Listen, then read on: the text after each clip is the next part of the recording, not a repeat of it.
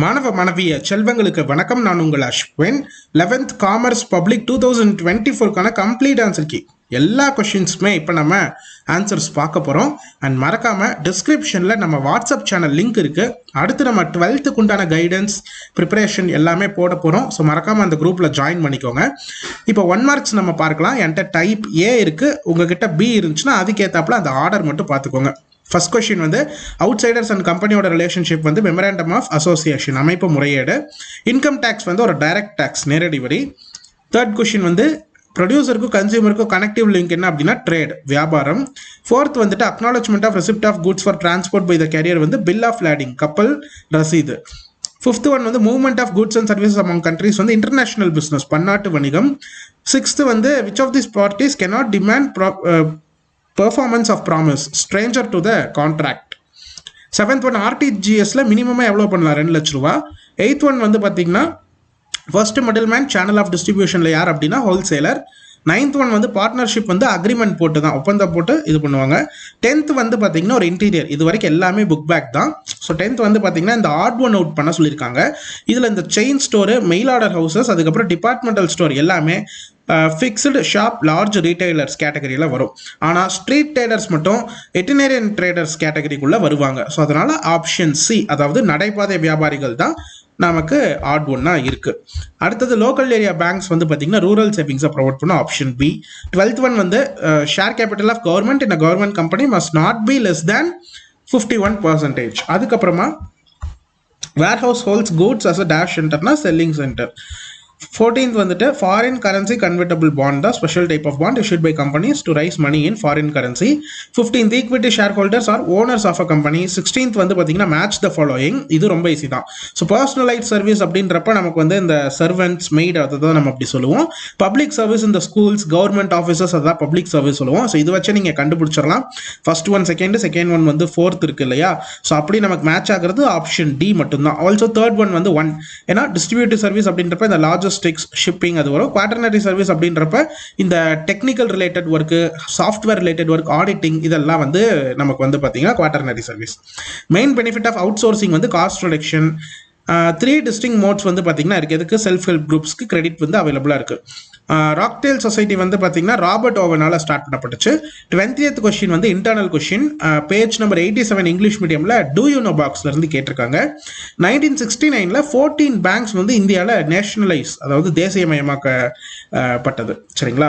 மொத்தத்தில் 3 கொஸ்டின் நமக்கு இன்டீரியர் வந்திருக்கு, 17 கொஸ்டின் வந்து பார்த்தீங்கன்னா புக் பேக் வந்திருக்கு. இதே மாதிரி தான் இன்னைக்கு 11th மேக்ஸும் 17-3 அப்படின்னு சொல்லி வந்திருக்கு. 12thலையும் உங்களுக்கு காமர்ஸ்லாம் இப்படி தான் வந்துருந்துச்சு. ஸோ இங்கே நீங்கள் தப்பாக இருந்துச்சு அப்படின்னா எதை பேஸ் பண்ணி கேட்டிருக்கிறாங்கிறத பாருங்க. Do you know, important definition, எக்ஸாம்பிள்ஸ்ல இருந்தா கேட்டிருக்காங்க. ஸோ அதை நீங்க அடுத்து இம்ப்ரூவ் பண்ணிக்கலாம். அடுத்து 2 மார்க்ஸை பொறுத்த அளவில் டிரான்ஸ்போர்ட் அப்படின்றது நமக்கு எல்லா clerical, mental, manual occupation involve in operation of road, rail, canal, sea and air transport. இது நீங்க வேற மாதிரி கூட எழுதலாம். புக்ல நமக்கு நிறைய டெஃபினிஷன்ஸ் இருக்கு இல்லையா. அதுதான் நான் கார்பரேட் என்டர்பிரைசஸ் அப்படின்றப்போ business that have no legal separation from owners. They include sole proprietorship, partnership, other private business, government enterprises. அப்புறம் கம்பெனியோட 2 கேரக்டரிஸ்டிக்ஸ் வந்து பார்த்தீங்கன்னா கேட்டிருக்காங்க. ஸோ இது நமக்கு இங்கே 48th பேஜில் இருக்குது. ஸோ நம்ம எனி டூ எழுதுனா போதும். Separate legal entity, limited liability இதெல்லாம் போட்டுட்டு ஒரு சின்ன ஒரு டெஃபினேஷன் மட்டும் நம்ம கொடுத்துட்டோம் அப்படின்னாலே நமக்கு போதும். Perpetual succession, separate property, transferability of shares, common seal, capacity to sue and being sued, separate management, 1 share 1 vote. இதில் ஏதாச்சும் ஒரு 2. அடுத்ததாக ரொம்ப ஈஸி, எம்என்சியில் ஏதாவது 2 எக்ஸாம்பிள் தான் கேட்டிருக்காங்க. ஸோ நீங்கள் எனி கம்பெனி, மல்டிநேஷனல் கார்பரேஷன் வந்து ஏதாச்சும் 2 வந்து பார்த்தீங்கன்னா எழுதுனா போதும். மைக்ரோசாஃப்ட் கார்பரேஷன், நோக்கியா கார்பரேஷன், இல்லை நெஸ்ட்லே, இல்லை கோகோ கோலா. இதை தாண்டி நீங்கள் வேற எது வேணாலும் வந்து பார்த்தீங்கன்னா எழுதிக்கலாம். ஆப்பிள் கூட நீங்கள் வந்து எழுதலாம். எல்லாமே நமக்கு எம்என்சி தான் இல்லையா. அடுத்து டிபார்ட்மெண்டல் அண்டர்டேக்கிங்கோடைய 2 ஃபீச்சர்ஸ் வந்து கேட்டிருக்கிறாங்க. எனி டூ நமக்கு மொத்தம் வந்து 5 இருக்கு. அல்டிமேட் ரெஸ்பான்சிபிலிட்டி, பொறுப்பு இருக்கணும், அவங்களுக்கு அல்டிமேட்டான அந்த பொறுப்பு இருக்கு. Governmental financing, accounting and audit, அப்புறம் மேனேஜ்ட் பை சிவில் சர்வெண்ட்ஸ், அப்புறம் சாவரின் இம்யூனிட்டி. இந்த 5ல் நம்ம எனி டூ எழுதி சின்ன டெஃபினேஷனும் கண்டிப்பாக கொடுத்துருக்கணும். ஜஸ்ட் அந்த ஹெட்டிங் மட்டும் கொடுத்துருந்தோம்னா ஒரு மக்கள் நமக்கு வந்து கொடுப்பாங்க. What is meant by reciprocal promise? Promises which form consideration or part of consideration for each other are called reciprocal promise. அடுத்து பேலன்ஸ் ஆஃப் ட்ரேட் கேட்டிருக்காங்க. So balance of trade denotes the difference between the value of import and the value of export during year. ஏற்றுமதி இறக்குமதி அந்த value வந்து அதோடைய டிஃபரன்ஸை வந்து பார்த்தீங்கன்னா நம்ம குறிக்கும். If the export of country exceeds in import it shows favourable. So நமக்கு நமக்கு வந்து எக்ஸ்போர்ட் ஏற்றுமதி வந்து அதிகமாக இருக்குது அப்படிங்கிறப்ப ஃபேவரபிள் பேலன்ஸ். இம்போர்ட் வந்து இறக்குமதி வந்து அதிகமாக இருக்குது அப்படின்னா அன்ஃபேவரபிள் பேலன்ஸ் ஆஃப் ட்ரேட். அடுத்தது டைப்ஸ் ஆஃப் இண்டென்ட் கேட்டிருக்காங்க. ஸோ ஜஸ்ட் நம்ம அந்த நேம் மட்டும் கொடுத்தா போதும். Open indent, closed indent and confirmatory indent. வேணும்னா ஒரு சின்ன ஒரு ஒன் லைனர் கூட நீங்கள் எக்ஸ்ட்ரா ஆட் பண்ணுறதும் நல்லது தான். Open indent, closed and confirmatory. அடுத்தது குளோபல் டெபாசிட்டரி ரெசிப்ட், ஜிடிஆர் அப்படின்னா என்னன்னா, GDR வந்து ஒரு instrument issued abroad by a company to raise funds in some foreign currency and is listed and traded on a foreign stock exchange. So ஃபாரின்ல இருக்க ஒரு stock எக்ஸ்சேஞ்சில் list பண்ணி அங்கே ஃபாரின் கரன்சியில் நம்ம வந்து ஃபண்ட் எல்லாம் ரைஸ் பண்ணுறது. அடுத்தது 30th கம்பல்சரி கொஸ்டின் வந்து கிளீன் லோன் அப்படின்னு என்னன்னு கேட்டிருக்காங்க. ஸோ நமக்கு இங்கே இருக்கு, banks provide clean loan to certain customer of outstanding credit worthiness on the basis of their character, capacity and capability. Simply grants loan without any physical security. In other words, clean loan is a loan given without any security or with personal security. எந்த ஒரு security, அதாவது நம்ம வந்து இப்போ ஒரு loan வாங்குறோம் அப்படின்னா அதுக்கு நம்ம ஏதாவது ஒரு செக்யூரிட்டியா ஒரு சில விஷயங்கள் நம்ம வந்து கோல்டையோ இல்லை நம்ம லேண்டையோ வச்சு வாங்குவோம் இல்லையா. ஸோ அது எதுவும் இல்லாமல் எந்த ஒரு செக்யூரிட்டியுமே இல்லாமல் நம்ம பேங்க் வந்து லோன் கொடுக்கறது. நம்ம ஒருத்தவங்களோட கேரக்டர், ஒருத்தவங்க அந்த ஏர்னிங் கெப்பாசிட்டி எவ்வளோ சம்பாதிக்கக்கூடிய திறன் இருக்குது, அவங்களுடைய அந்த திறமையெல்லாம் எப்படி இருக்குது அப்படின்றத பொறுத்து கடன் வந்து கொடுக்கறது தான் க்ளீன் லோன். 3 மார்க்ஸை பொறுத்தளவில் ஹவுசிங் கோஆப்ரேட்டிவ்ஸ் கேட்டிருக்காங்க. ஸோ ஹவுசிங் கோஆப்ரேட்டிவ்ஸ் அப்படின்னா cooperative housing societies are meant to provide residential accommodation to their members on ownership basis or on rent. So அவங்க வந்து பார்த்தீங்கன்னா ஹவுசிங் கோஆப்ரேட்டிவ் அப்படின்றத அவங்க மெம்பர்ஸ்க்கு எல்லாத்துக்குமே ஒரு ஓனர்ஷிப் இல்லை ரெண்டில் வீடுகளை கொடுக்குறாங்க. அடுத்தது charter party. So charter party அப்படின்றப்போ நமக்கு when goods are consigned in large quantity, it is advantageous to hire the whole or substantial part of the ship. The document through which this contract is made is known as charter party. It is also known as voyage charter or time charter. அது கூட தேவையில்லை. So இதிலிருந்து இது வரைக்கும் நம்ம எழுதணும்னாலே போதும். அடுத்ததான் நமக்கு இந்த MSME தமிழ்நாட்டில் என்ன ப்ராடக்ட்ஸ் எல்லாம் ப்ரொடியூஸ் பண்ணியிருக்கு அப்படின்னு கேட்டிருக்காங்க. ஸோ அது வந்து பார்த்தீங்கன்னா இங்கே நமக்கு இருக்கு textile, electronic products, engineering products, auto ancillaries, leather products, chemical, plastic, garments, jewellery etcetera. அடுத்து நெஃப்ட் பற்றி கேட்டிருக்காங்க. So national electronics transfer fund அப்படின்றப்போ இது வந்து பார்த்தீங்கன்னா நமக்கு RBI 2005 லான்ச் பண்ணியிருக்காங்க. Under this electronic funds transfer system bulk transfer of transaction are settled in batches during specific timings across India. India முழுக்க ஒரு குறிப்பிட்ட டைமிங்கில் நமக்கு அந்த பல்காக வந்து பார்த்தீங்கன்னா ட்ரான்ஸ்ஃபர் ஆகும். Individuals and institution which maintain accounts with NEFT enable bank branch are eligible for using NEFT. அவ்வளோதான். அடுத்தது ஹோல்சேலர்ஸோட எனி 3 கேரக்டரிஸ்டிக்ஸ். ஸோ நமக்கு வந்து பார்த்தீங்கன்னா இங்கே கிட்டத்தட்ட 8 இருக்குது. Wholesalers buy goods directly from producers or மேனுஃபேக்சர்ஸ்லேருந்து இங்கே ஒரு 8 பாயிண்ட்ஸ் நமக்கு இருக்கு இல்லையா. ஸோ இதெல்லாம் நீங்கள் 3 எழுதுனீங்கனாலே போதும். அடுத்தது வந்து பார்த்தீங்கன்னா பிளெட்ஜ் அப்படின்னு என்னன்னு கேட்டிருக்காங்க. ஸோ கஸ்டமர் வந்து பார்த்தீங்கன்னா transfers the possession of an article with the creditor, அதாவது banker, and receives loan. So ஏதாவது அவங்களோட ஆர்டிகல் இருக்கு இல்லையா, ஸோ அதை வந்து அவங்க அந்த பொசிஷனை வந்து கொடுத்துருவாங்க. இப்போ நகையெல்லாம் கொடுக்குறாங்க இல்லையா, அதுதான். Till the repayment of the loan the articles is under the custody of the borrower. If the debtor fails to refund the loan, creditor will auction the article pawn and adjust the outstanding loan from the sale proceeds. அடகு வைக்கிறது ஒரு பொருளை, அது கடன் செலுத்துற வரைக்குமே அந்த யார் கடன் கொடுத்தாங்களோ அவங்க கிட்ட தான் நமக்கு வந்து இருக்கும். ஸோ மேபி கடனை செலுத்தல கடனாளி அப்படின்னா அந்த இதை வந்து ஏலத்தில் விட்டு அவங்க காசை மீட்டுருவாங்க. அடுத்து இன்டர்னல் ட்ரேட்ல எனி 3 ஃபீச்சர்ஸ் வந்து பார்த்தீங்கன்னா கேட்டிருக்காங்க. இங்கேயும் நமக்கு நிறையா இருக்கு. ஸோ இதில் எனி 3 ஃபீச்சர்ஸ் நீங்கள் கொடுத்தீங்கன்னா போதும். So within boundaries of the same country, payment of goods and services made, கரன்சியே home country, transaction between producers, consumers and middle men, இந்த மாதிரி ஒரு 3 ஃபீச்சர்ஸ் நம்ம எழுதினா போதும். அடுத்தது வணிகம் அப்படின்ற அந்த டேர்மோட மீனிங் கொடுத்துருக்காங்க. என்னன்னு கேட்டிருக்காங்க. வேர்ட் வணிகம் வந்து பார்த்தீங்கன்னா சங்கம் லிட்ரேச்சர் புறநானூறு திருக்குறளில் வைட்லி யூஸ் ஆச்சு.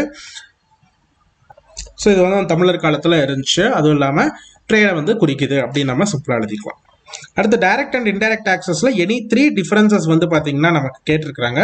ஸோ ஃபர்ஸ்ட் வந்து பார்த்தீங்கன்னா டைரக்ட் டாக்ஸ் அப்படின்றப்ப ஃபர்ஸ்ட் பாயிண்ட் வந்து tax levied on income or wealth of a person and is paid by that person directly to the government. இதை தான் நம்ம வந்து டைரக்ட் டாக்ஸ் அப்படின்னு சொல்றோம்.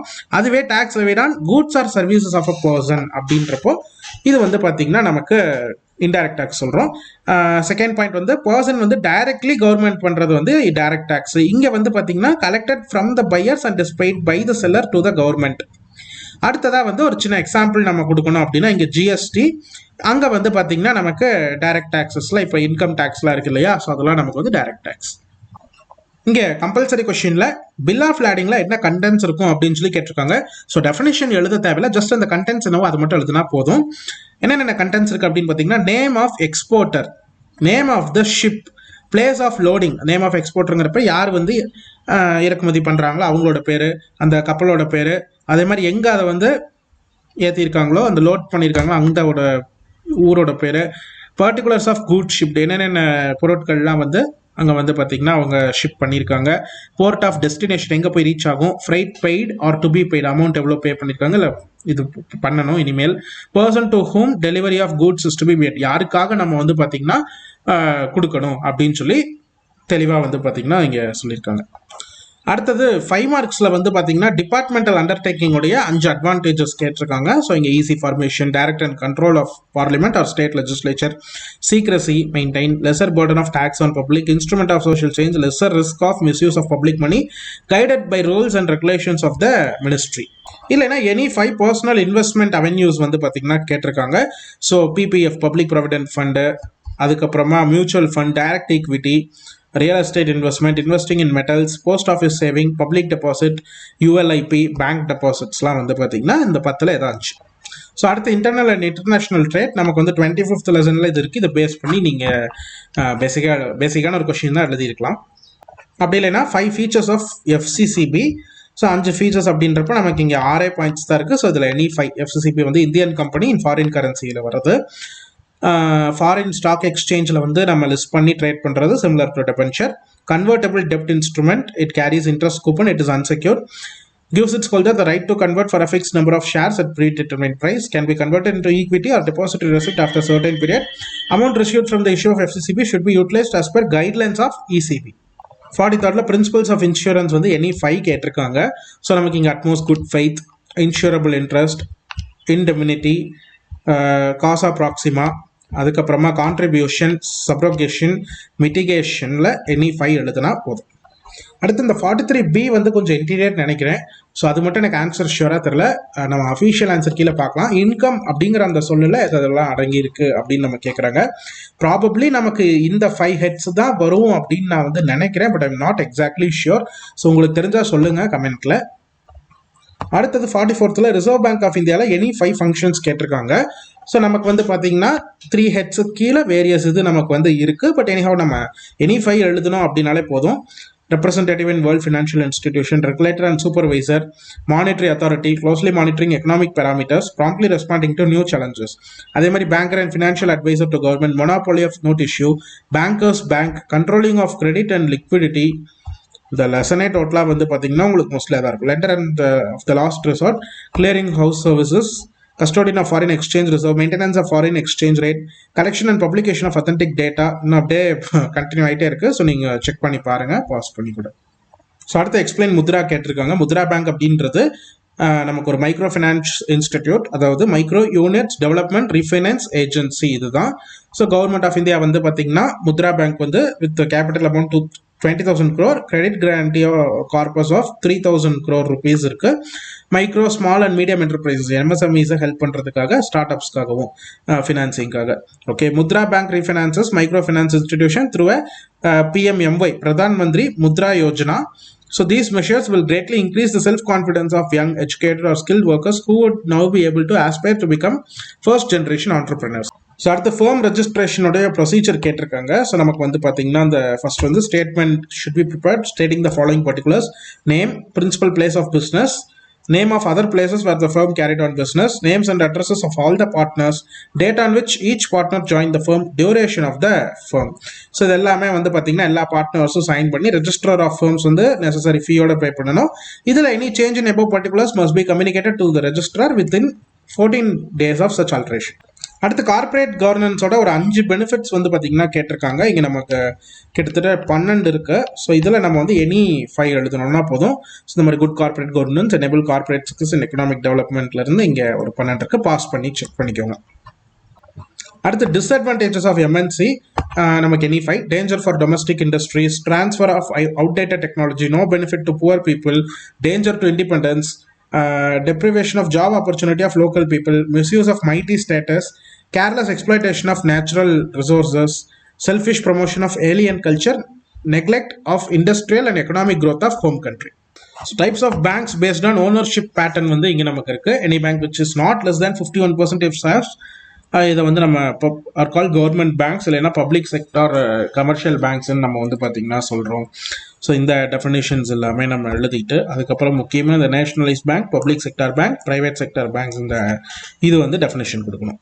அதுக்கப்புறம் பிஸ்னஸ் ப்ரொஃபஷன் எம்ப்ளாய்மெண்ட்டுக்கு எனி 5 டிஃபரன்சஸ் நமக்கு கேட்டிருக்காங்க கம்பேரிஷன். ஸோ இந்த டேபிளில் நம்ம எனி 5 எழுதுனா போதும், பாஸ் பண்ணி செக் பண்ணி பாருங்கள்.